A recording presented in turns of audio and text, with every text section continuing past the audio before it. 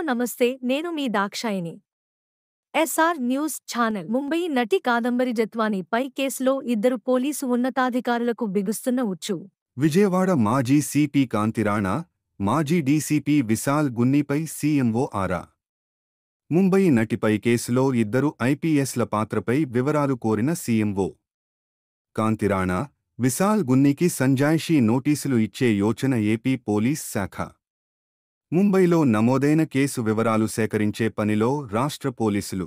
YCP నేత విద్యాసాగర్, సజ్జల పాత్రపై ఆరా తీస్తున్న పోలీసులు. బాలీవుడ్ నటి, ఆమె కుటుంబంపై కేసు పెట్టి ఐపీఎస్ అధికారులు వేధించినట్లు స్పష్టమైన ఆధారాలు.